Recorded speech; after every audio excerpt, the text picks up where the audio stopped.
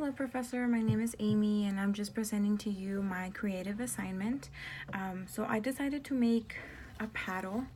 It took a while because there's a lot of detail on it, but I'm just gonna explain to you my situation that I'm representing in this paddle is when my father suffered from a stroke. It happened about 2 years ago. However, it's been very hard, to adapt. So I just thought I'd explain it here. So when the stroke first happened, the thoughts in my head were just, what in the world am I going to do? Or how do I even react to this, to what's going on? I was scared. I felt numb. Like I just wasn't very good at expressing emotion, so I was just numb. And so this is what represents the numbness. And I know, so back before the stroke, I was, and I still am now, but when that happened, so before that I was very like smiley and bubbly, and I had a very, like, I guess I would describe it, a very sparkly personality. And so that's what represents the little jewels, because they're sparkly, and my second favorite color is purple, so I decided to do that. And the white flowers, I've always identified myself with like a white flower, just because although I may seem like, oh, tough and everything, I still feel that I'm a little fragile sometimes. And so I felt very fragile as well when this happened. And so I just felt like I was just hitting rock bottom. And so that's why I put these jewels only on one side. They were just falling apart, and they came all the way down here. And this is like my rock bottom, So this is like an anchor, and this is the rock bottom. And that's how I felt. I just, I was just very devastated about what happened. So I was feeling very sad, and I just felt like I was just very emotional. And so when and that also represents the white bow, very like, I feel like the color white, it's something very just bland, just it can go both ways, but the way I put it, it was just very bland and numb. And so also, I added the little sparklies in the middle of the bow. I don't know if you can see them right there. That just represents how I was just holding on to something numb. So I was like a sparkle, but when that happened, I was just feeling very numb and fragile. So now my behaviors to how I reacted to the situation. So in my household, it's my mom, my sister, myself, and my father. And my father was the only man in the family. So I've always saw him as my anchor, that would represent the anchor. And so obviously an anchor's a piece of, metal, very hard, and it holds a ship down. So it has to be very strong. So he was kind of like holding our family down, and so when that fell apart, I was just like, oh my gosh, what am I going to do? So I couldn't really seek help from my mom or my sister, just because they were kind of, analyzing it as well. And it was just something very difficult to understand and adapt to, because we were not used to any of the changes that has happened since that. And so I decided to join Sigma Lambda Gamma. That's what this letters stand for. That is the sorority that I'm part of, Sigma Lambda Gamma.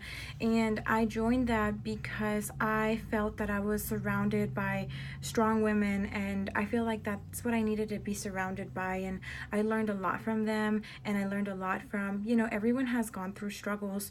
But they have their ways of coping, and I guess I never had time to cope, but as I talked to them and as I met other young ladies, I was just like amazed about how they got over any situation that they had to go through. So I really enjoyed being, or I still am, part of Sigma Lambda Gamma. And so that's what I did.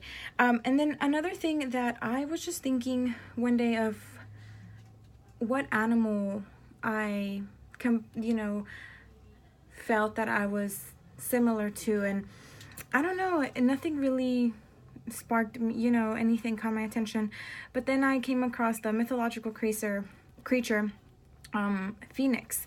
I wrote it in Spanish here, Phoenix, but it's the Phoenix. And so this kind of represents like the before that, was going on in my head. So obviously, I mean, I wrote my name, but I was just wanting to personalize it. But like I said, these were just things I was just feeling rock bottom. And then I wrote, like I already explained, the bow, and then, SLG, which is the sorority that I joined, and then the mythological creature that I thought that I identified myself with.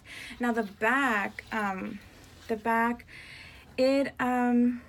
it just shows how I progressed. So I wrote on the back, and just as the phoenix rose from the ashes, she too will rise, returning from the flames, clothed in nothing but her strength. And I just really identify myself with that quote, because although it was very hard to adapt to the situation and very hard to analyze it, I think it just really helped me think about, you have to keep going. You just can't let one thing just pull you down and drag you down. And so this, the jewels and the flowers here represent how, on this side, I was like falling apart, hitting rock bottom. Well, on this side, I'm actually rising up, and I'm, going all the way to, and I keep going. And now I also identify myself as an anchor. I feel like sometimes I am holding my family down. My family is my ship, and I will do anything for them. And so sometimes I feel like it. I love anchors. I love their meanings. And on the very top of the anchor, I wrote a prayer that, has also really helped me.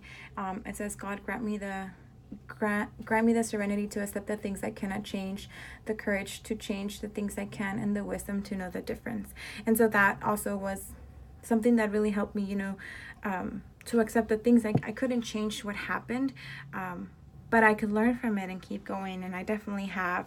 And so yeah, that's kind of my creative project. And now what I do when a situation comes along, I take a step back, I analyze it without panicking. I take deep breaths and I say, okay, this is what's going on. So what am I going to do to fix it? What can I do, or what is the best option for me?